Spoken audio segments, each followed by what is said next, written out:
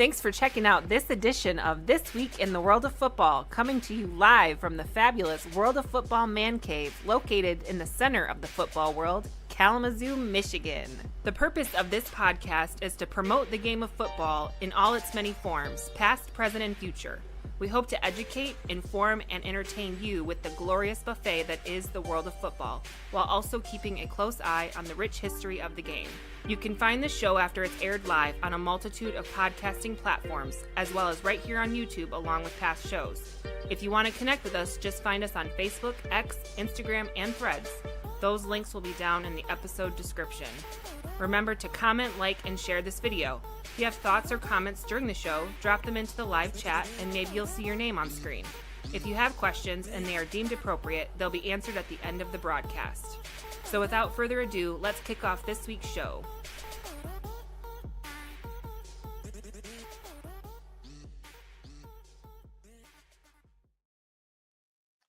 Hello again, everyone. This is episode 413 for September 30th, 2025.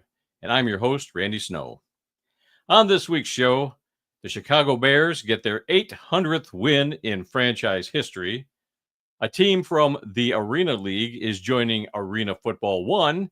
And Bad Bunny will be headlining the halftime show at this year's Super Bowl. I just wish I knew who that was.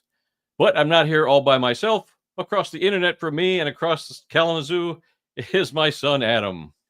Hey, everybody. How's it going? Another exciting show for us this week. I'm very excited. A lot of interesting stuff's happened over the weekend across the entire football landscape. So very excited about that. And we got people in the live chat already. Hello, Royce, Viking Wax Press. He made it to a live show 2 days in a row. We appreciate you. Yeah, last night was the CFL show. Doing this one today. Can you do 3 in a row, Royce? Can you do 3? We got another show tomorrow night. And Dale also in the chat. Hey, fellas, welcome in. Very excited to talk football. Yeah, before we get going today, I did want to mention something. I was at a funeral on this past Saturday. A really good friend of mine, a fellow Toastmaster, a guy that I've known for about 14 years. His name is Tom Dunton, and he passed away recently. And at the funeral, I saw this picture of him in his high school football uniform. And he always, we'd go to McDonald's and, how you go to the kiosk and you take a number and you take a seat. And every time he got the number 43, he'd go, "That was my number in high school, number 43. And I took this picture of Tom back in 2023 in front of his childhood home. He used to tell all these stories about growing up in this house with his grandma and his aunt and whatever. And he made up all these fantastic stories that he would tell to his kids because he was a 5th grade school teacher. And I said, "Tom, I want to see this house of yours." And so we drove around by it. Wasn't too far from the McDonald's where we were always eating, but I took that picture of him and great memory. He was a great guy, and I'm really, really going to miss him. Had a nice funeral over the weekend. A lot of people told some great stories. I got up and spoke for a few minutes about him. But yeah, a really, really good friend of mine. You met him. You heard one of his great stories that he told during a Toastmasters contest. And yeah, really, really going to miss him. So I wanted to mention him at least one time on our show. He was a big fan of our show. He used to watch us all the time. Used to always give me comments and tell me when I did well, when I could have done a little bit better. That was Tom, and I appreciated it. So thanks for being a friend, Tom. And I'm going to miss you. Yeah, Tom. Yeah, Tom was awesome. The few times I got to meet him, he really cool guy, great speaker, great storyteller. And I'd be hanging out with you watching a Lions game, and then shortly after a game got done, he'd call you and talk to you about the game. It was always fun. And then you'd come back and say, "Hey, Tom watched the video this week. He had this to say." So I was always getting feedback. So I appreciate it. He will be missed. When you told me that he passed, it was very sad. So pour one out for Tom tonight, everybody. A fellow World of Football person gone too soon. Yeah, he was 83 years old, but up until the last few months, he was in really good health and just a great guy to be around. All right, let's move on and go on with the show here. Not only do we do this weekly podcast, but we also make YouTube videos. We currently have over 650 videos on our YouTube channel. including the newest ones being Just Lying Around, number 663. You and Kyle got to do this after the game on Sunday. Yeah, we talked Lions, Browns, and we caught up on the Ravens game because he had a busy week last week, so we never got around to actually talking Lions, Ravens. So we talked a little Ravens game, but then we mainly talked Lions, Browns after the game last week. So yeah, go check that out if you're a Lions fan, or even if you're not a Lions fan. Kyle and I usually get up to whatever shenanigans during those, so those are always fun to do. Yep, and we also did our NFL picks video last week. We do that on Wednesdays. We did that for week 4. We'll be doing it again this week for week 5. We did our CFL weekly for week 17. Some really, really great games last weekend in the CFL. We talked about that last night, and then we do have some other upcoming videos people can be looking out for. We've got to Have Grave Will Travel. And, yeah, I'm waiting on some of these scripts or some of these videos for me to start editing. I mean, we've both been pretty busy, so like I got like 5 minutes into editing the CFL logos video, and yeah, I'm waiting on your 2 videos. So yeah, we'll get them done little by little. They'll be trickling through, so be on the lookout for some of those other videos. All right, so let's begin our weekly tour around the world of football, and we're going to start off this week with scores from the NFL. Yep, that's right, everybody. Week 4 NFL, a lot of crazy stuff, a lot of typical kind of expected outcomes, and yeah. So it started off Thursday night with the Arizona Cardinals rocking those new rivalry jerseys, the first team to do so this season. They played against their division rival, the Seattle Seahawks, on Thursday Night Football, and the Seahawks came out on top, 23-20 in that one. I'll just ask you real quick, Dad, did you check out this game, and what did you think of our first rivalry uniforms? Because we got 2 pairs this week we're going to talk about. Yeah. I saw a little bit of the game, and I thought the uniforms weren't too bad. I like the sand colored, with the speckled things and sand colored. Yeah, I won't say they were great. I won't say they were terrible. They were very interesting, very unique, and I did like the color for the uniform. So yeah, nice job. See, those are the kind of things I expect and would like out of the NFL rivalry uniforms. If you checked out my video, I think that was my number 1. Cardinals, I love that mini helmet, or I want to get a mini helmet of that helmet. It looks really cool. The Cardinals have done it right. They can't get their team correct, but they get the uniform look right. And kudos to them. And then the Seahawks, just Sam Darnold still being Sam Darnold and looking pretty good. So, yeah, so that was your Thursday night game. And then on Sunday morning, if you guys woke up early enough, you got to see a game from Ireland that saw the Pittsburgh Steelers take care of the Minnesota Vikings 24-21 in that one. Aaron Rodgers, actually, I hate to say it, looked pretty good. I watched this whole game. The Vikings had to kind of come back, but for a while there, Pittsburgh held their own, and Minnesota just couldn't get much going. That offensive line's been a problem for the Vikings. And the Steelers don't look now. They actually might be a lot better than I was going to give them credit for. They actually kind of look like a playoff team. I know we're only 4 weeks in, but the Steelers impressed me quite a bit with their big win in Ireland. The next game we're going to talk about real quick, the Atlanta Falcons bounced back from their goose egg last week. They beat the Commanders 34-27. The New Orleans Saints gave the Buffalo Bills a run for their money, but the Bills still came out on top 31-19 there. Our beloved Detroit Lions defeated the Cleveland Browns 34-10. This score, a little misleading. I felt like this is a lot closer of a game than that score entailed. The Cleveland defense is a real thing. I'm not going to sugarcoat it. Dad was over watching this game with me. I thought that the Lions didn't play their best game, but they still were able to come out on top of the Browns. But the Browns defense are legit. Man, they had to do everything in their power to stop Myles Garrett, and he didn't get a sack, which surprised me. Right. But he was in the backfield quite a bit of that one. Any thoughts from this game? I was just reading the newspaper from today, and it said that Detroit has not allowed a sack in the last 3 games. I think. Yep, yeah. 3 games. And so they're doing well in that department. But yeah, the Cleveland defense was really good. But yeah, and I kind of agree that the score really doesn't show how close this was. This was a close game through most of it, but I'm just glad that Detroit is showing what they can really do at home or on the road. Doesn't matter anymore. Week 1 was a fluke, I guess, or hopefully, that you can never. I thought about this the other day. You can never determine who's going to be in the playoffs in week one. That week one means nothing as far as who's going to be in the playoffs. And I people mean, just love to jump on that. Yeah, I mean, it all, the first 4 weeks of the season are kind of preseason games that matter almost.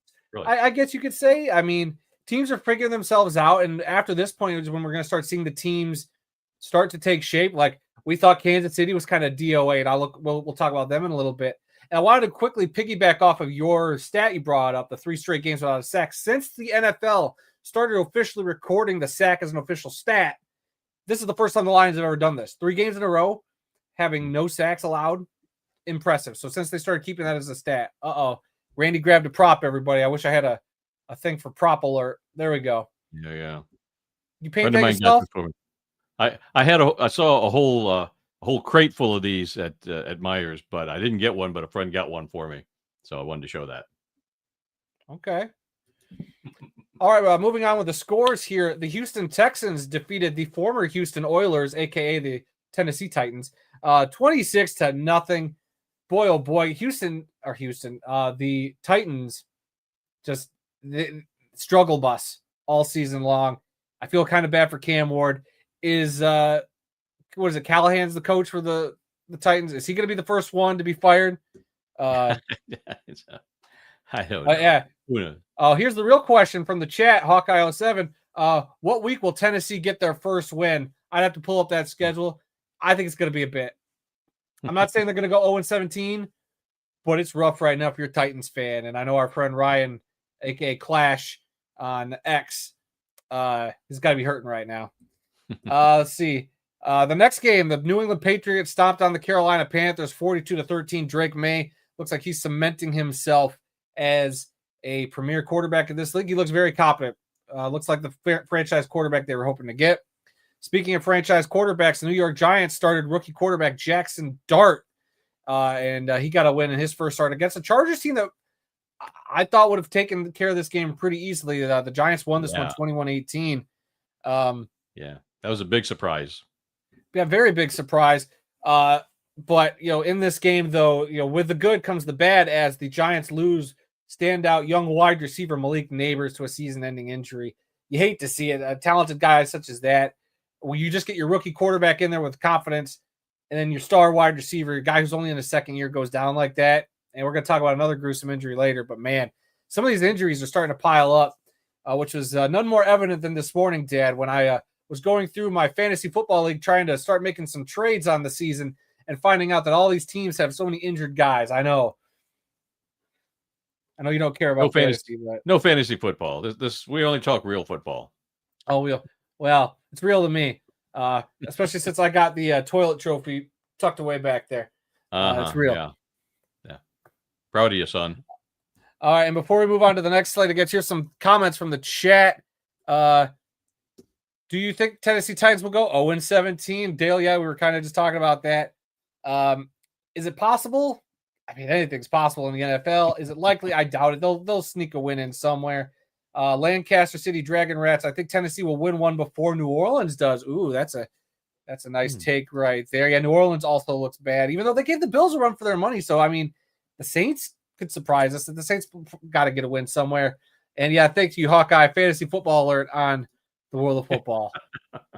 we need a sounder or something whenever that happens. There's your sounder right there. Yeah. All right, let's jump into the second half of the scoreboard. The defending Super Bowl champions defeated the Tampa Bay Buccaneers 31-25. The Eagles, I saw something crazy where they only had like 23 yards in the second half. I don't know if that was just passing. The Eagles in the second half just still won this game despite looking like crap. So Baker Mayfield, though, helping my fantasy team out, putting up some numbers for sure. Then this was an interesting game. Did you see any highlights from this Rams-Colts game? Only one or two. Well, the Rams took this one against the Colts 27-20. I forget the name of the Colts receiver who had a guaranteed touchdown, but he fumbled it like at the goal line. How does this keep happening in the NFL? And then it fumbled out the back of the end zone, became a touchback. Matty Stafford, former Lion. We love Matt. threw an 88-yard bomb to Tutu Atwell to pretty much seal that game. Stafford could still sling it, man. And they said that was the longest of his career. Isn't that nuts? And then, him and Puka having a great connection. A lot of people want to, Stafford has had Cooper Kupp with a fantastic year a couple years back, with the Rams. Him and Calvin had another fantastic year when they were together. And now you got Puka Nacua, who threw 5 games already, 4 games, has already put up like 550 yards receiving. 4 games into the season, Dad. So he's on pace to do something historic. And Matt Stafford's the link to all these great wide receiver seasons. I think Matt Stafford, as great as he is, I still think doesn't get enough credit. We've been saying that for years with him in Detroit. Now he's with the Rams, still doing great stuff with a different receiver this time. So Stafford, deserves a lot more love than I think he's gotten, frankly. Yeah. All right. The next game here, the Jacksonville Jaguars went into Santa Clara, defeated the San Francisco 49ers 26-21. But all people are talking about from this game are the head coach of the Jaguars and the defensive coordinator for the 49ers getting into a little spat after the game. I guess during the week, the defensive coordinator there for the Niners, who is that? Robert Saleh, said something to the effect of the Jaguars run legal sign stealing plays or sign stealing over there in Jacksonville. And I guess Liam Cohen didn't take too kindly to that. Said some words to Robert Saleh. And I'm sorry, Mr. Cohen, but you don't want to square up with Robert Saleh. That dude could bench press like 5 of you. I would not want to mess with Robert Saleh. So that was the big drama of that game. Then how about this drama? The Ravens fall to 1-3 after they fell to the Kansas City Chiefs 37-20. Patrick Mahomes looked vintage himself. He threw 4 touchdowns, I think, in this game. Had himself a day. And the Ravens, Lamar got hurt during this one. It's just, boy, what a tale of 2 teams. One going down, one trending up. Yeah. Are the Ravens fixable after a tough Monday night loss against Detroit and then now this game against the Chiefs? Do you think the Ravens will be fine, or do you think we got some concern? I think they're digging themselves in a hole, and it's going to be tough. They're going to have to really play some good football to get out of this hole that they're in right now. It's not impossible for them, but they're not making it easy for themselves. No, certainly not. Now the Kansas City Chiefs, while everybody's kind of like, the Chiefs, they're a lower tier playoff team. They play like this. This league's got to watch out, and they're only getting guys back. I think they just got Xavier Worthy back, or Xavier Worthy. They're supposed to get, what was the running back's name? Rashid something or other. I can't remember. Rashid Rice. I think they're getting him back. So look out for the Chiefs. They're going to be a force there in the AFC.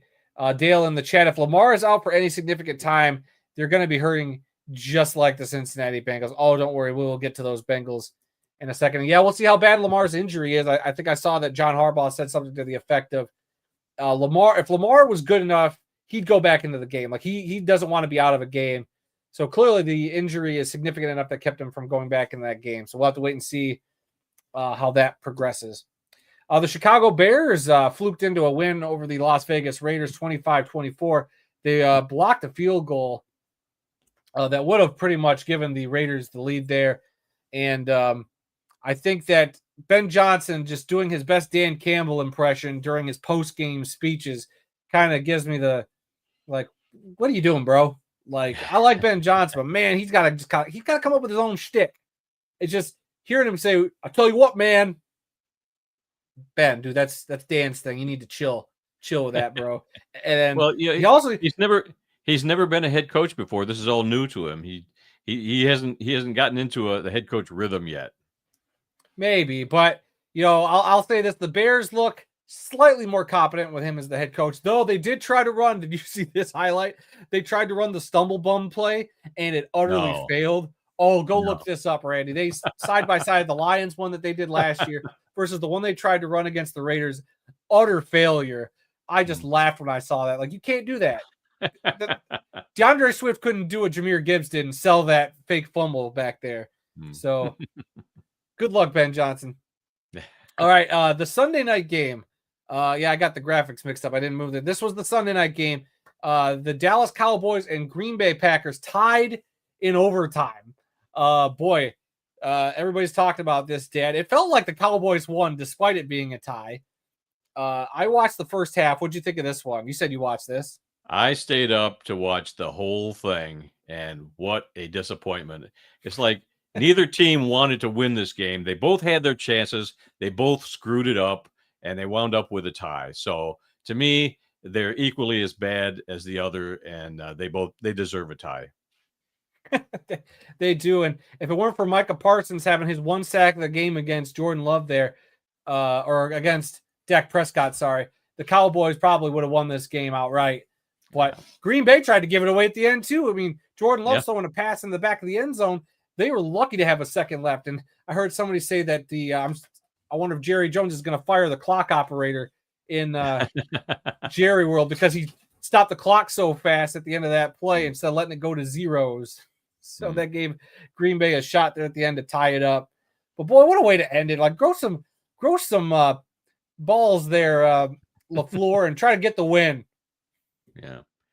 I mean, both teams looked really good at times, and they both looked like trash at other times.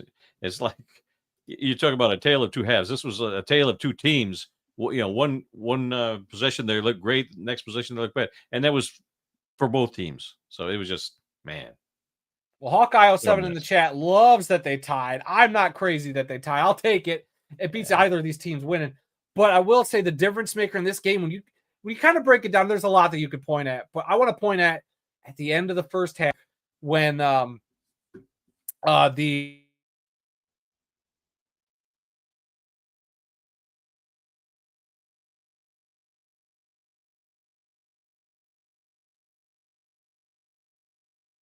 two, and if you think about it, that one point that if Green Bay would have got it, there's your difference maker. You make a simple PT, we could be talking about a Green Bay win. So absolutely crazy. Anything about this one, Dad, before we move on? Nope. I already said my piece. All right, last two games in the NFL. These are both Monday night games. Yeah, I noticed I screwed up the graphic there. But the Miami Dolphins wore their rivalry uniforms, the all black look. I think they call it Dark Waters. They took on the New York Jets. Dad, did you watch any of this game, and what do you think of those Dolphins uniforms? I hated the Dolphins uniforms, and I hate that there's two Monday night football games. I wasn't doing this about your graphic. I was saying I hate two Monday night football games.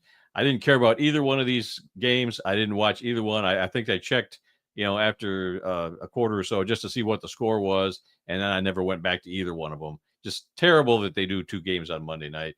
Those Dolphins uniforms, putrid. Didn't like it. So the Dolphins uniforms I'm fine with. It's their helmet. They need something to contrast in there because like it's a dark dolphin on a dark helmet.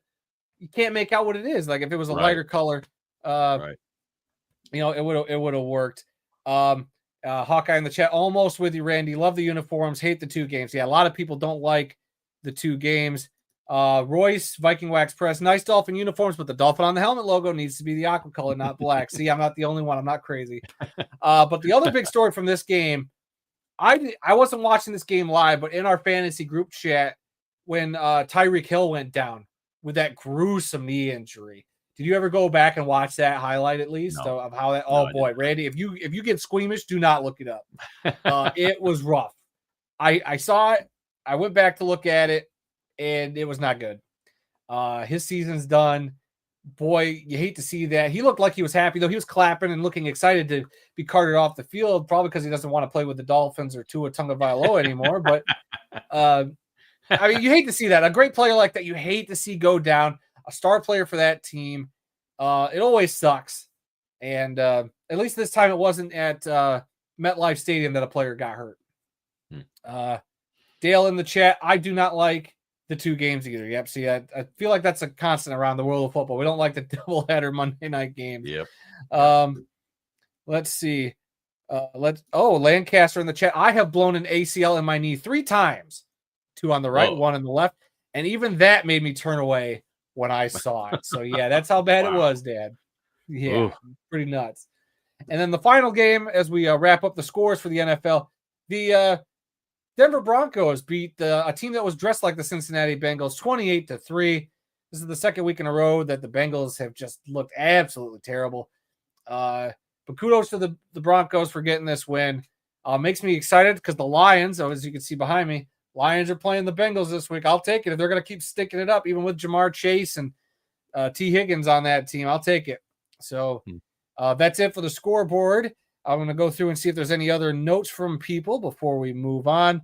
Hawkeye 07, 49ers should switch their logo to a hospital because their whole team is injured. And he also says he's a beast, referring to Matt Stafford. Stafford's been blessed with some amazing receivers that he elevates. I give him that.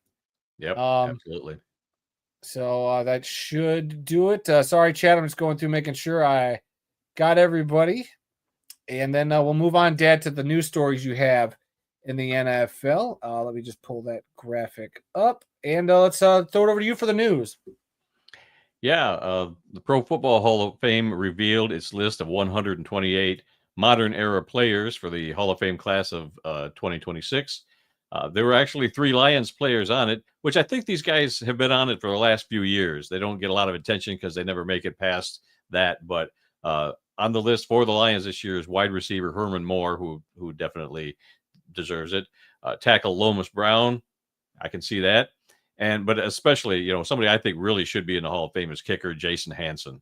I think he did more during his 20 plus years with the Detroit Lions, 50 field goals of 50 yards or more. I mean, just an incredible career.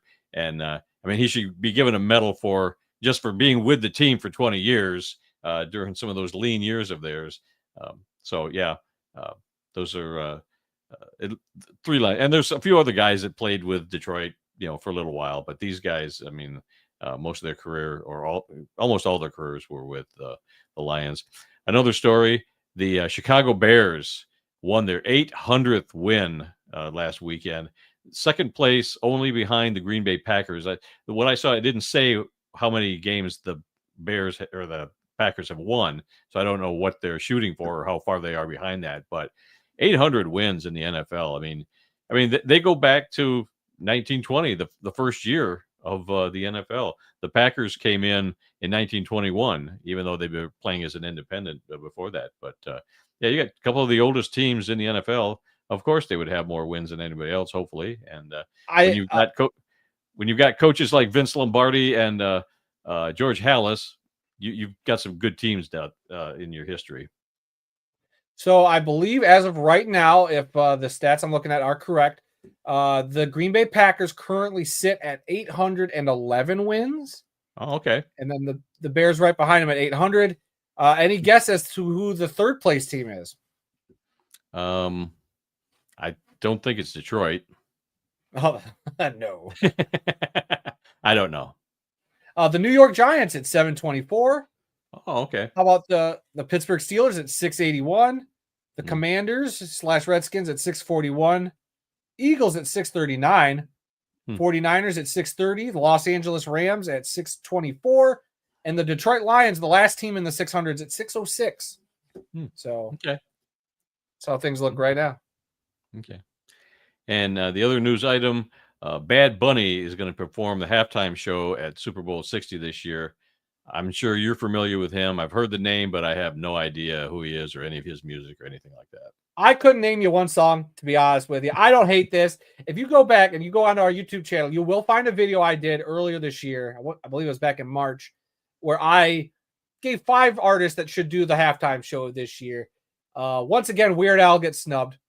Weird Al should have been pick number 1 overall. Travesty. Bad Bunny, travesty. But I did put Bad Bunny on that list. Big international presence, kind of what you want when your Super Bowl. The Super Bowl is the biggest global viewing experience, pretty much, for the NFL, if not the world. I can't remember how much like the World Cup brings in, but Super Bowl is a big audience draw, and if you have Bad Bunny in there, you're going to get a lot of different markets. And he's also collabed with a lot of other artists, so I feel like this pick is just like, all right, you got Bad Bunny, he'll do a few of his own songs. Well, all the curmudgeon-y old white people will be like, I can't understand what he's saying. Then he'll bring out somebody you're familiar with, a Cardi B, or I can't even name some of the people. You probably don't even know who Cardi B is. I'm not even going to get going on that. I know who she is, but Okay. No Barbara Mandrell on the list. You're gonna have to tell me, is she even alive still? I don't even know. You talk Yes, about she Barbara is. Mandrell. Okay. You Watch talk your about her a tongue. lot. You guys would be surprised when you hang out with Randy outside of podcasts, and all he talks about is the Lions. He talks about arena football, and then he talks about Barbara Mandrell. Those are pretty much his three go-tos. So if you want to get to know Randy, Next week I will have a picture of me with Barbara Mandrell, and I'm wearing a Detroit Lions hat. So I'll look forward to that next week. Nobody's gonna know who Barbara Mandrell is anyway, Randy. Just like you don't know who Bad Buddy is. It's fine. Well, just like with all of our football stuff, we're here to educate people. So we're going to educate them on who Barbara Mandrell is. Oh, we're gonna educate everybody whose poster Randy had in his bedroom growing up. Hint, hint. Just one? I had a couple of them. All right, is that it for the NFL? I think so. All right, what are we moving on to? We are going to move on to the Canadian Football League. This was week 17 in the CFL. Their season is winding down fast, and they had 2 games on Friday and 2 games on Saturday again this past weekend. It started out on Friday with the Montreal Alouettes defeating the Calgary Stampeders by the score of 38-20. Quarterback Davis Alexander returned and, of course, won another game. He is now 9-0 as a starter in the CFL. That's how much they miss him up there. When he shows up and plays, they win. And that's exactly what happened this past week. Let's see. The other Friday night game, British Columbia over Toronto, 27-22. Toronto quarterback Nick Arbuckle was sacked 4 times in this game. 2 of those sacks resulted in fumbles. That was kind of the big difference in the game. It was kind of close there at the end, but BC just Nathan Rourke had a great game himself. They were just really on fire. So no shot for Toronto there. Let's see. On Saturday, it was the Winnipeg Blue Bombers over the Hamilton Tiger Cats, 40-3. Even though Hamilton lost and they got beat up pretty bad, Hamilton still clinched a playoff spot despite this loss. So it didn't really matter. They're a shoe-in for the playoffs now. And finally, it was the Edmonton Elks over the Saskatchewan Roughriders, 27-25. This was a game where they honored their late owner, Larry Johnson, during the game. We'll talk about that too.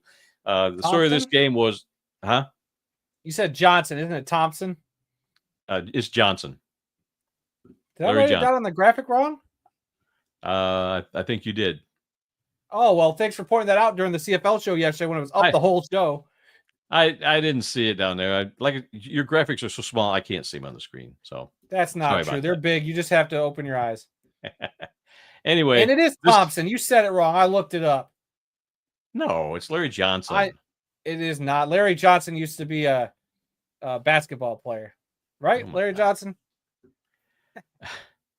That's Larry Bird. Oh, well. Larry Bird and Magic Johnson. Once again, you don't know what you're talking about. Anyway, going back to this game. You're talking about. Edmonton had the lead, or Saskatchewan came from behind with no time left on the clock. They scored a touchdown to make that score 27-25. They went for the two-point conversion that would have sent this game into overtime, and the pass was incomplete, and that's how Edmonton hung on to win. And then on bye this week, it was the Ottawa Red Blacks. Huh, gee, Dad, what does that say? Let me see. Oh, you're right, eh? Larry Thompson. Okay. Oh, what? I was right. Oh, my gosh. Yep, thank you, Lancaster in the chat. Larry Johnson played in the NBA. Thank you. You did? I didn't know that. Larry Johnson, a.k.a. Grandma, played for the Hornets and Celtics in the 90s. Okay, thank you, everybody. Thank you, everybody, for having my back. I knew I wasn't crazy and insane. Going to the CFL standings after 17 weeks, with just 4 weeks remaining up in Canada, it is the Saskatchewan Roughriders at 10-4. They have clinched a playoff spot. Calgary Stampeders at 8-6. Winnipeg Blue Bombers and BC Lions at 8-7. Edmonton Elks at 6-9. And then in the East Division, it's the Hamilton Tiger Cats at 9-6. They have clinched a playoff spot, followed by the Montreal Alouettes at 8-7. Toronto Argonauts at 5-10, and the Ottawa Redblacks at 4-10. And again, we mentioned Larry Thompson. Forgive me. Edmonton Elks owner Larry Thompson passed away this past week from complications suffered after surgery. He took over the team in August of 2024. So he's only owned the team for about a year. His wife, Debbie, is now going to become the owner of the team. He was a lifelong fan, and this was his dream to own the team. He owned a hardware business or something, construction business. I can't remember exactly what it was, but he retired from that, sold his business, and bought the Edmonton Elks because he just loved the Elks, and he was doing great things trying to turn the team around, and just very sad that he's not going to be around to complete what he started, but he's got the team going in the right direction, I think, and hopefully his wife will continue that. So condolences to the family and the team. Larry Thompson passed away this past week. Yep. All right. Well, hold on. Before we move on, I want to say thanks to your little misnaming Mr. Thompson. We have the chat's got I've never seen this much NBA talk in a football show chat, Randy. People in the chat just talking about ignore it. The Knicks, the Hornets. Guys, what are we doing? Ignore this is it. Football talk. Come on. Everybody focus up. Talking to you, Lancaster, John, and Leonard, all you guys in the chat. We got to stop the basketball talk. This is World of Football. Yes, you're bad, Lancaster. Thank you. Yep. We appreciate it, guys. If we could straighten out the chat and move forward, we're going to get back to the football goodness. All right. Everybody good? Back to you, Randy. All right. We're going to move on to college football now. Adam, why don't you take us through the top 25? Hey, guys. Yeah, college football has been absolutely crazy. We had a lot of interesting and weird games and results to talk about. And starting with the top 25, here's some notable scores from there. Number 1, Ohio State beat Washington 24-6. Number 6, Oregon went into Happy Valley and defeated number 3 ranked Penn State 30-24 in overtime. How about that? And then you had number 13 Ole Miss upset number 4 LSU 24-19. Number 17 Alabama upset number 5 Georgia 24-21. Virginia beat number 8 Florida State in double overtime 46-38. Number 11 Indiana defeated Iowa 20-15. Shout out to my cousin Nathan, who is on the sidelines there at Indiana. Good to see them continuing their winning ways. Number 15 Tennessee beat Mississippi State in overtime 41-34. Number 16 Georgia Tech defeated Wake Forest 30-29 in overtime. And then to round out our top 25 scores, we're going to talk about number 23 Illinois defeated number 21 USC 34-32. Some other FBS scores real quick. San Diego State beat Northern Illinois 6-3. Miami of Ohio defeated Lindenwood 38-0. We were at this Western Michigan game, Dad, if you want to talk about that. Western Michigan beat Rhode Island 47-14. And then Louisiana 54, Marshall 51 in overtime. We went to the Western Michigan game the other night, had a blast. Rhode Island was undefeated coming into this game. Rhode Island, an FCS team, if I'm not mistaken, correct? Yes. Yeah, but it was just a gorgeous night. The weather was fantastic. It was 82, 84 when we got to the game. Started at 6:30 in the evening. Just a gorgeous night in Kalamazoo. They had fireworks at halftime. We stayed till about halfway through the fourth quarter, and it was just what a very, very nice night. It was still like 60, 69, 65 degrees when we left, and those are the kind of games I like to go to. You're not all bundled up, you're not freezing. I've been to some of those games at Western, last game of the season, when you're bundled up and you can't wait to leave because it's just so stinking cold. But yeah, this was a really, really great night. Had a great time during this game. In fact, you were checking out the Saskatchewan Roughrider game on your phone while we were there, and you said, "Oh, hey, Dad, the score's 1-0." Oh, wait a minute, now it's 4-0 or 4-1. It's always fun. I love going to Kalamazoo. If you guys ever visit Kalamazoo, not just to see us, come to Kalamazoo for some great beer, a lot of great stuff around the city, and then go check out a Western Michigan football game. It's a great time. It's usually a lot of fun. Depending on who they're playing too. I mean, the MAC, I love MAC football. MACtion is awesome. It's so much fun. This time around, though, yeah, it was an FCS team, so we kind of expected Western to win. But Rhode Island came out and punched Western in the mouth that first drive. Then Western proceeded to score 44 unanswered points. But it was a lot of fun, a lot of great plays. There was a couple of players for that Rhode Island team. I just kind of locked in, and I was like watching the wide receiver for them, number one. He was something else, and he caught a couple of big passes. So there's some athletes on that team. So a lot of fun. Yeah. Not only is Kalamazoo, Michigan, the center of the football world, but it's also home to the national championship Frozen Four college hockey champions, Western Michigan Broncos. Oh, hold on. I just yelled at the chat for talking about basketball. You over here talking about hockey. What are we doing, Randy? Come on now. Hey, you took a picture of me by the national championship sign before we got on Not the by bus choice? to the stadium. I know, I made you. Dang it. Yeah. Thank you. I wanted my picture by that. I did it against my will. The picture was taken on the way to a football game, so that counts. If you say so. All right, hit us with the news item before we hit the rest of the scores. Yes. Oh, let's see. News item. Oh, let's see. The ACC has voted to require all teams to play 9 conference games and a 10th game against a Power 4 opponent each season.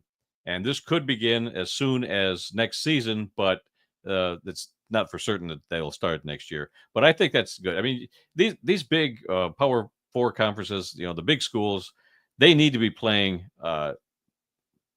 equal opponents.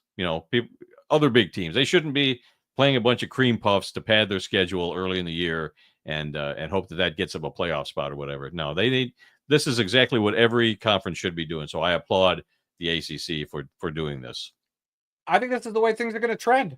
I mean, look at the results we've gotten early on in this football season alone for college football, especially in the FBS, the top tier. Ohio State and Texas to start off your year. Are you kidding? Like, that's the kind of stuff that they want. That's going to drive ratings. So imagine that if they actually start putting some more things in place across these conferences to just, hit the ground running. Let's get more Ohio State versus Georgia. How about Notre Dame versus USC, Michigan versus Miami of Florida? Get some of these big brands. Yes. And you start out the season with it. You were talking about ratings all year long, all 12 weeks, or however long the college football season runs, going into their postseason. Like, why aren't they doing this sooner? Because it would guarantee ratings. You're going to make money.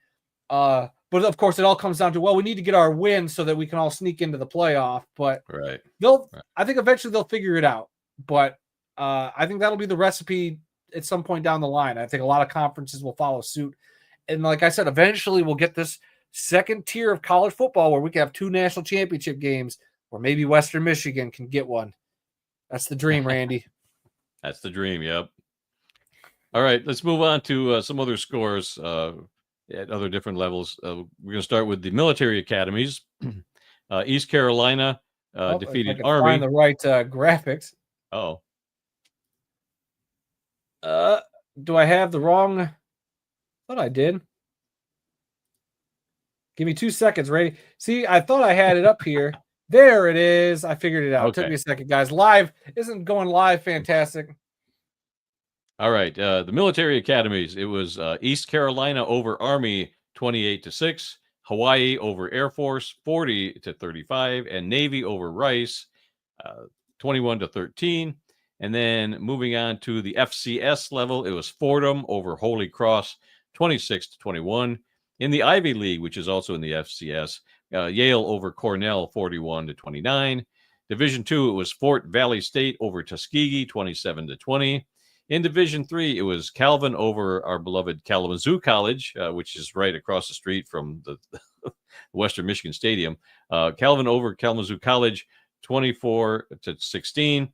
And another score from Division III, Alma over Hope College 19-26. In the NAIA, 29-26, Randy. What did I say? 28?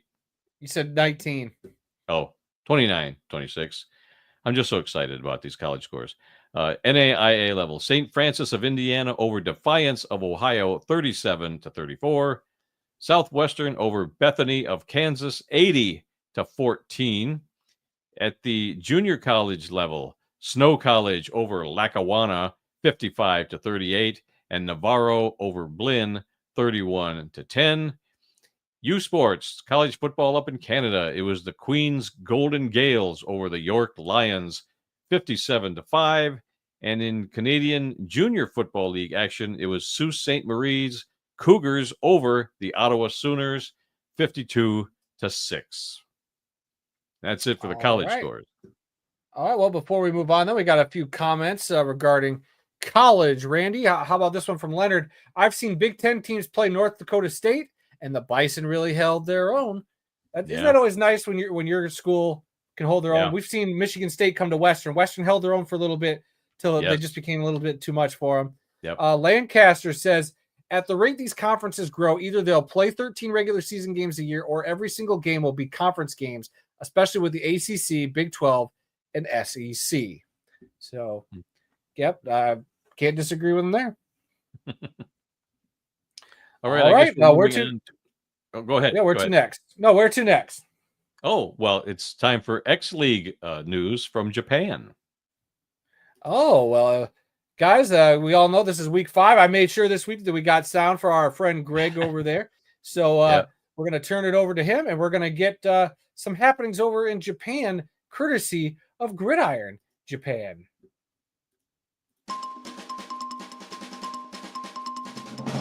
And now we're off across the Pacific, where our man in Japan, Greg St. James, has all the news from the land of the rising sun.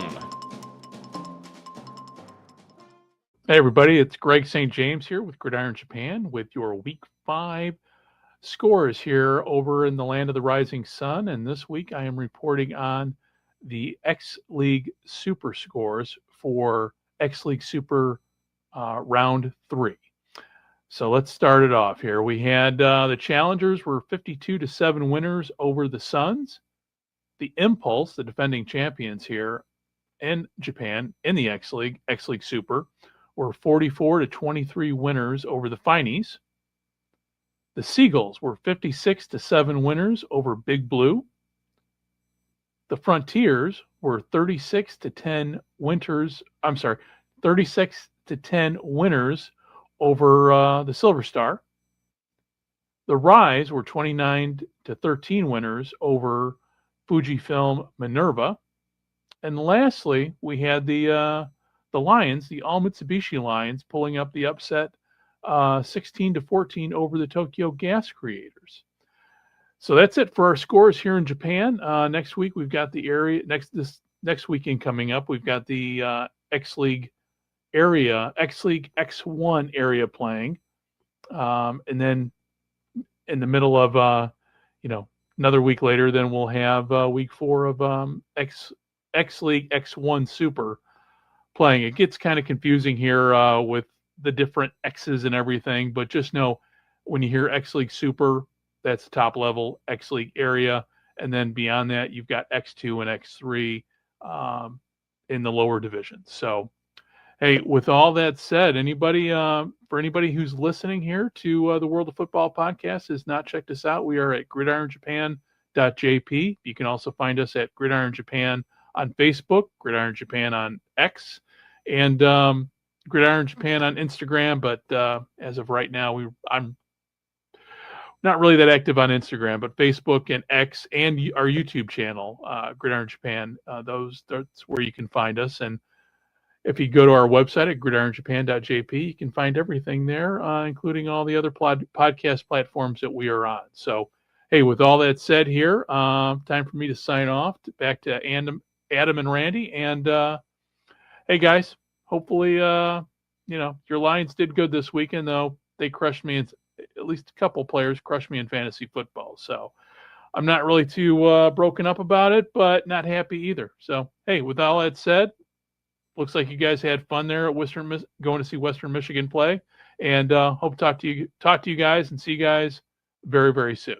And for everybody who's listening, please check us out and come to learn more about the Gridiron game here in Japan. So, with all that said, take care. Gridiron Japan.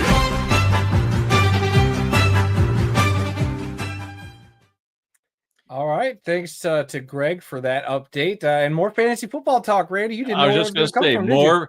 more fantasy football. You put him up to that, didn't you? Moi? No, I would never. When Greg and I correspond about it, it's basically just been about like, hey, he uploaded it, and it's usually like 3 a.m. when he sends it to me this morning, and I get it. That's pretty much the extent that we've talked. So I promise I did not premeditate any fantasy football talk with Greg. Okay. I don't know. I smell a conspiracy going around here somewhere. Yeah, All right. that That's just might it be for your this gas, week's- Randy. Yeah. That's it for this week's scoreboard. Now we're going to move on to some more happenings in the world of football. We're going to start in the National Arena League.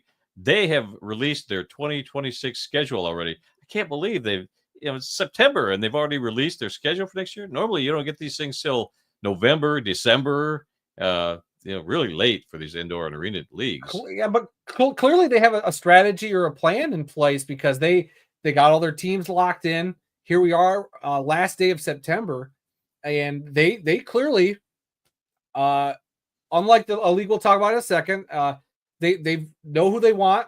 They're locking it in now, and they're moving forward. I think the NAL has done a lot of interesting things this year between a very awesome team store. I don't know if you've gone to their website to check out their team store. They've really gone all out there. They are really trying to improve, I think, this year. They've taken a lot of interesting and positive steps, in my opinion, I won't say to become legitimate, but to give me a little more confidence in how that league's going to run this upcoming spring. We'll see what happens. There's a team or two that I'm a little worried about to see if they'll actually complete said schedule that they release. But I got to give it to them. They're trying to present themselves as professional as possible. And I'll admit I'm actually kind of impressed at the way things are shaping up. And to have this September 30th, 2025 for their 2026 season ready to go. I mean, there could be some little maneuvering. We all know in the indoor arena world, dates shift, arenas become available or unavailable. And yeah. Oh, and we got off the wall in the chat. Oh, he heard indoor and arena football and came running. Hey there, Trey. Good to see you, buddy. So yeah, I'll throw it back over to you, Dad, because you got some games you wanted to highlight. Yeah. Again, they released their 2026 schedule. It's going to be a 13-week regular season with 9 teams. They're going to have the Amarillo Warbirds, which is a new team this year, the Colorado Spartans, the Dallas Bulls, Louisiana Rougarou, the Omaha Beef, Pueblo Publishers, which is a new team, Salina Liberty, which came over from the AF1. What? That's a whole different team. The Pueblo Publishers. I mean, that would be a great name for a team. Somebody mock up that logo. But they're called the Punishers, Randy, not the Publishers. Punishers. Yeah, I misspoke. Oh my God! Pueblo Punishers. Thank you for that. Thank you for that one. Thanks for ruining my mojo there. I was on a roll, but you couldn't have waited to the end to correct me. No, because it was funny right then. I had to acknowledge it. It was great. All right, the Pueblo Punishers, which is a new team. The Salina Liberty came over from the AF1. They got the Sioux City Bandits, and then the Southwest Kansas Storm, who also came over from the AF1 this year. The season is going to start on February 28th, but it's a bunch of non-league opponents that everybody's going to tune up on leading into the regular season. And I guess Louisiana Rougarou plays that first game on the 28th against a non-league opponent. I don't think they know who it's going to be yet. Then week 1 starts the weekend of March 7th. In week 8 of the season, which is April 25th, Southwest Kansas Storm and the Salina Liberty are going to have their first meeting as NAL teams. They're also going to meet again in week 10 of that season. And the last week of the regular season is going to be the weekend of May 13th. So, yeah, they've already got their schedule. They've got their 9 teams. It seems a little weird to have 9 teams. Only the CFL has 9 teams, and they've been trying to get a 10th team for a long time. But they're going to go with 9 teams this year. So we'll see how it goes. I think they've got a good mix of teams in their league now. So we'll see how they do. Good luck to them. Yeah, I mean, we've talked about it before. Real quick. We talked about it last week, I believe. You know, with these teams, how regionalized they are now. And that was something that I gave them a lot of credit for because you look at those maps, and I'm trying to see if I still have the map saved or not. It's all right. You guys can go to our socials. But, like, everything's right there in the middle of the country for these teams. So travel shouldn't be bad. That's why I was surprised when they locked it in with the 9 teams, but they've done a real good job of keeping it very regionalized. We figured that Salina and Southwest joining from the AF1, they just fit in that pocket right there. So it's a good fit. And like I said, this league, the NAL, I'm keeping an eye on them this year. They're trending in an upward direction. Like I said, we'll see about one of those teams, Dallas Bulls. Like even Trey in the chat agrees. The NAL is poised for a great year if everyone can finish. If they can finish, I think the NAL might have a nice argument for moving up in the indoor and arena tier list. It's an unofficial. We kind of go indoor football league, AF1, NAL, the arena league. Depending on how things shake out, I don't want to get too hyperbolic, but like the NAL could move up if they can show a good, consistent product this year. I'm still not crazy about the non-league opponents to start your season. Never been crazy about that, but trending upward. I like it. I probably shouldn't do that hand motion. That is, don't gift that, everybody. All right, moving on to Arena Football 1. The Minnesota Monsters are joining the AF1 this coming year, formerly known as the Duluth Harbor Monsters of the Arena League. They are currently the 8th team in AF1, and that's because the Corpus Christi Titans, it is Tritons. I wrote down Titans. I wrote down Titans. It's Tritons. Have been removed from the AF1 website. So there's been no official announcement, but you pointed that out to me that they're no longer there on the website. Yeah, like they have Albany listed, Beaumont, Billings, Kentucky, Nashville, Oregon, and Washington officially on the website. Still waiting for the Monsters to officially be added. There's a whole can of worms with this Monsters thing I was going to ask you about. I'm happy that they're joining the league. Always happy to have a team with a championship pedigree joining the league. But my big concern now is, if you saw the Arena League put out that scathing statement like hours before the official announcement that the Minnesota Monsters were joining the AF1. A lot of jargon, I'm sure, behind the scenes on it. Well, this is a new franchise, so technically they're not owned by the Arena League, and it's just, to me, it sounds like a big mess. It gave me flashbacks of when the Desert Hawks joined the Arena Football League a couple of years ago from the NAL. That was a whole kerfuffle too. The only difference here, and I mean, I'm not privy to the behind the scenes stuff, so I could be corrected, given more information, and change where I'm looking at things. But for now, when that happened, that was Lee Hutton who was your commissioner. Who, I'm sorry, as we all know, things were not on the up and up.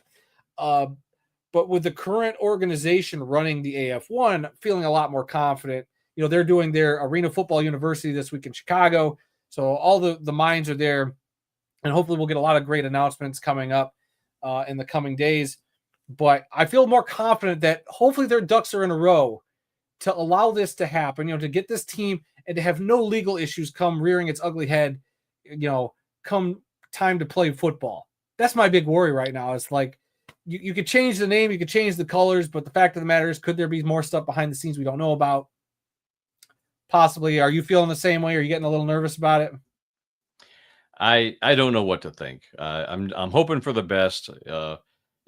Tim Capper's doing a show tonight. I think he's going to talk to the owner of the Minnesota Monsters on his show tonight. So I was going to say, him and Scott Burke. I was just going to look up their thumbnail. I was going to share that, but continue.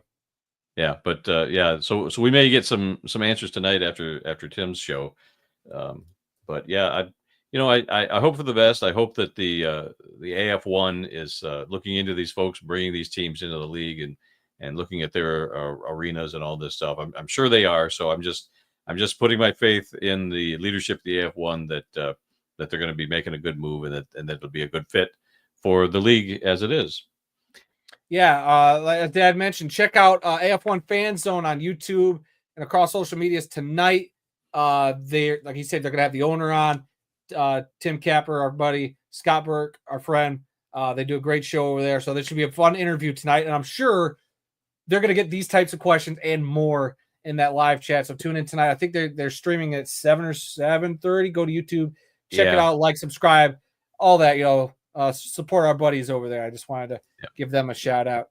A couple Yep. things from the chat real quick, Dan, then I'll throw it back to you. Off the wall, Trey, Monsters should be fine. They have a great system running that team in the front office. I have no doubts. They run the organization itself is run fine. I'm just curious about the whole legality stuff behind all that. So I'm just a little nervous about that. Roy says, now we just need the Lunkers to jump over to the AF1. That's the other question. That's the question for the Arena League. How many of these teams jump ship now? It'll be interesting because, Duluth or the Monsters played in a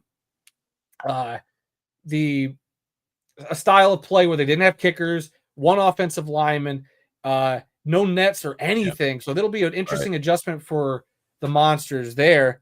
And oh boy, Trey, throwing this in the chat. Future Michigan AF1 coach might be at AFU this week, everybody. Ooh, Trey with the tease there. Trey loves sending me those little breadcrumbs. Huh? That's Arena Football University. That's the thing we talked about. All the owners, and people are there getting the AF1. I think they're going to streamline a lot of their announcements. I'm hoping, they're coming in with a plan. That's why we're not freaking out yet about why aren't we getting these announcements? Why haven't they announced the Michigan team yet? Well, don't worry. I want to know about my Michigan team, but I made sure to hit up Gary Compton. He posted a great picture from the event with a football and a couple AF1 helmets. And I was like, I just want to know where my football is at I can buy, and where can I get AF1 mini helmets? Come on, guys. What are we doing? Yeah. Take my money. So. Well, you talked about bringing in a team that's been a champion like the Monsters. You've also got the Renegades. Yeah. The Renegades. They won their league and then left. And then that's an interesting wrinkle now going into this year. You're going to have 3 champions. You're going to have the Arena League champions from last year. You're going to have the National Arena League champions from last season and the AF1 champions. So, that's setting up for some good drama. So I'm just going to throw that out there. So that should be a lot of fun to look forward to. Yeah. And then you got one last story, right? Yep. Yeah, the Nashville Cats just the other night had a live announcement where they announced that they are going to be playing the 2026 season in Clarksville, Tennessee. I was saying last year, they played 1 or 2 games towards the end of the year in Clarksville. It looked great on TV. The atmosphere looked great. A smaller arena than what they had been playing in downtown Nashville. But I can't wait to go down to see a game in Clarksville. It's about the same distance, but it looks like so much fun. And if it works out, I'd like for you and I to go see a game down there this year. Yeah. Heck yeah.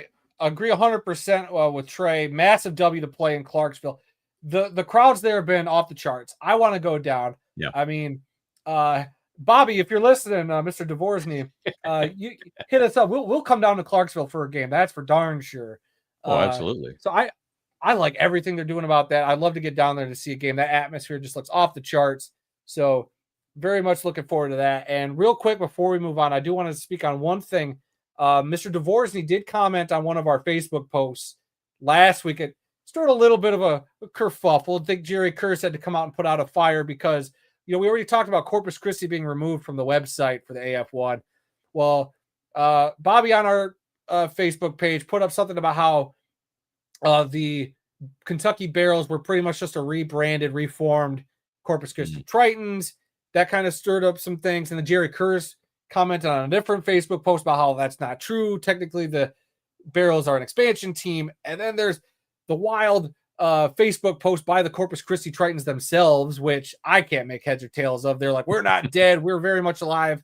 And then they disappear from the league website. So it's just arena football / indoor football off season is the gift that keeps on giving. As Trey likes to say, it is the great soap opera, if you will. And I'm here for it. And I would make T-shirts about it if Randy gave me the A-OK to do that, but he hasn't yet. So what would you call it? The gridiron and the restless? Oh, Randy, I would watch that soap opera. Trey, add that to the list of Randy's ideas because Trey's got a nice little notepad with all these great ideas. Add that. Randy, fire idea. Look at you go. And then Leonard, Clarksville, Tennessee would be an awesome location for the Cats. It should be. I think that's a match made in heaven. They I'm looking very forward to their turnouts this year, and I think that'll help the league out. That's a big, like Trey said, big W. Yep. Okay, let's move on. Unless you got anything else, we're going to move on to today's birthdays and anniversaries for September Let 30th. me get that pulled up. Yep. Birthdays and anniversaries, Randy. Here you go. Okay. We have 2 birthdays today. Running back Jamal Anderson turns 53 years old today. He played his college football at Utah, was selected in the 7th round of the 1994 NFL draft by the Atlanta Falcons. Played 8 seasons, 8 NFL seasons, all with Atlanta from 1994 to 2001. The other birthday is that of linebacker Wayne Walker, born on this date in 1936, passed away in 2017 at the age of 80. He played college football at Idaho, selected in the 4th round of the 1958 NFL draft by our beloved Detroit Lions.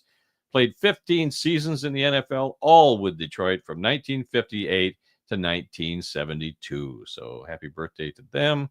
We do have one obituary this week. This is where we take a moment and we honor those who've made the world of football a better place.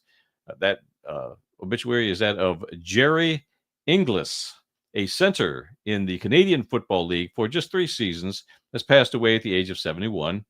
Inglis played college football at the University of Alberta and was selected in the 4th round of the 1976 CFL draft by the British Columbia Lions. He played for the Lions in 1977 and 1978 and was then traded during the 78 season to the Winnipeg Blue Bombers. He finished his brief playing career with Winnipeg in 1978 and 1979. He returned to the University of Alberta and was an assistant football coach from 1981 to 1983 and again from 2001 to 2006. Inglis was inducted into the University of Alberta Sports Hall of Fame in 2014. And that's it. Last thing today is our upcoming events calendar. We have 3 events coming up, all international games by the NFL. Sunday, October 5th, Vikings versus the Browns in London. Again, all these games are at 9:30 a.m. on Sunday mornings, NFL Network.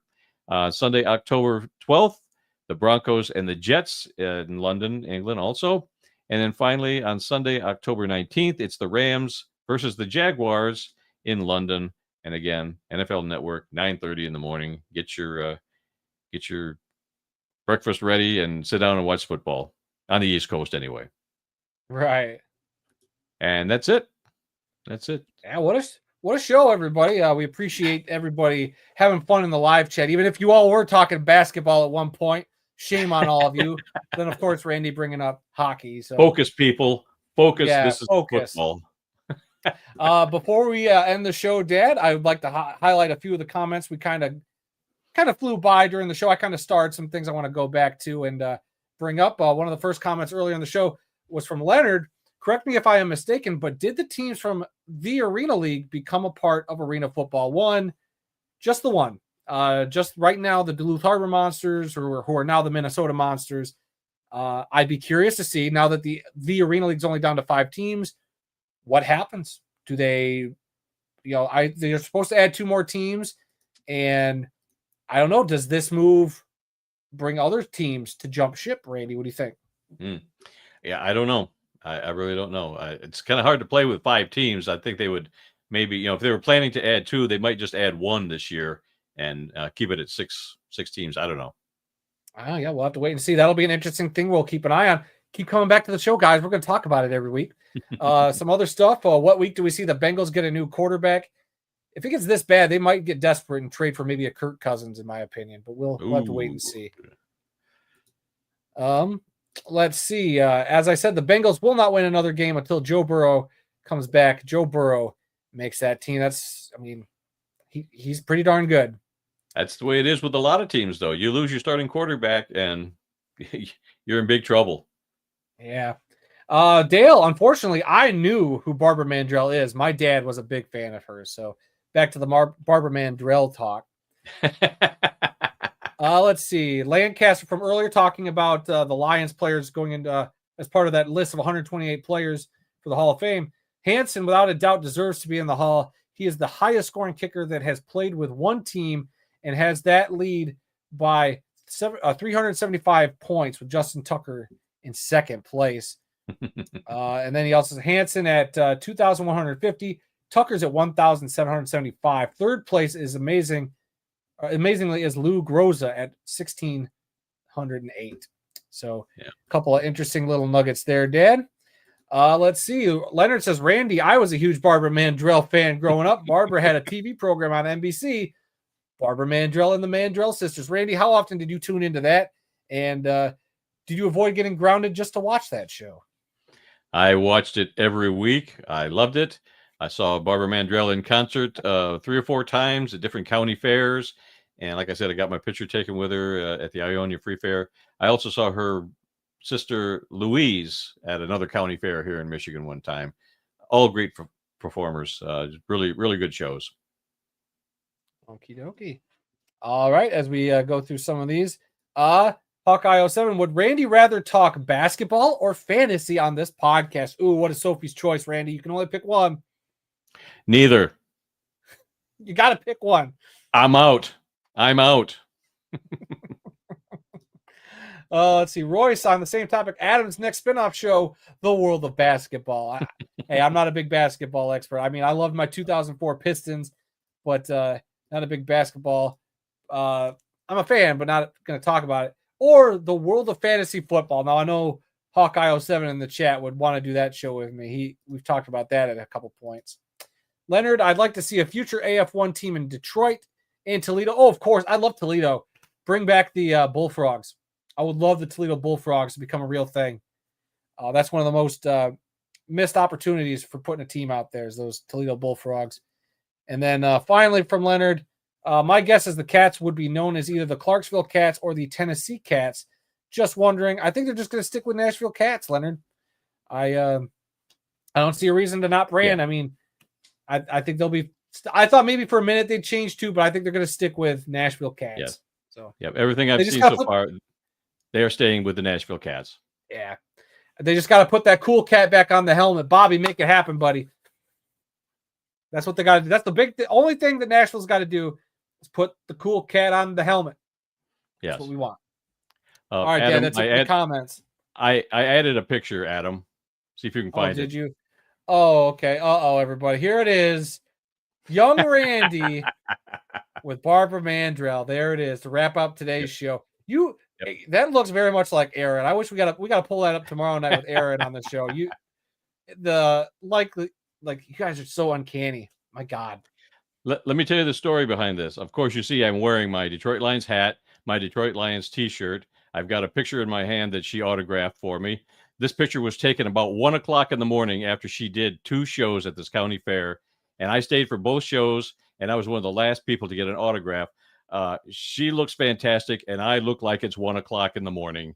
And as you can tell, I have no hair because I just came back from basic training, and my hair was all cut off. So, but I love that picture, and it's classic in my house. Let's see. Aaron would get a big laugh out of it if we had that. Yeah, Leonard, he would. And Roy says Aaron is a time hopper. That does look like Aaron. Oh my God, unbelievable. All right, Dad. Are we good? I think we're good. We're good. We're good. All right, wrap up this puppy. Let's go home. Oh, that's right. I got to do stuff. Man, I already closed out my script. Hang on here. I got to open up the script again. Oh no, everybody. Randy, you can't. It's like leaving an NFL game early. You can't do that. Hang on. All right. Got it back. Got to scroll to the bottom. Talk amongst yourselves. This will just take a minute. Oh my gosh, this is great. I feel bad for the people listening to the audio version of the show. Okay, that's all for this week. Don't forget to check out the World of Football merchandise. Virgins? Oh my God, Randy, don't do that to us. World of Football merchandise at tpublic.com for the latest in football-related T-shirts, hats, mugs, and more from our merch store. Yeah, the Gridiron and the Restless. Make a note of it. And remember, some people may love football more than we do, but nobody, and I mean nobody, loves more football than the two of us guys sitting here in Kalamazoo, Michigan, talking about all things football. Join us again next week when we'll try and do a better job. I don't think we can. Until then, tough to beat. Until then, I am Randy Snow, And I'm Adam Snow. and we'll see you all next week. Bye, everybody. Thanks again for checking out this edition of This Week in the World of Football. New episodes of the show are posted every Tuesday and can be found wherever good podcasts are available. You can find the World of Football on Facebook, X, Instagram, and Threads by searching for TWOF Kalamazoo or using the links in the episode description below. Be sure to subscribe to the World of Football on YouTube for more great football-related content. Just search for the World of Football Kalamazoo or use the handle @TheWorldOfFootball to find us. Remember, every like, comment, and subscription really does help us out, and we appreciate you for that support. We hope to see you again next time.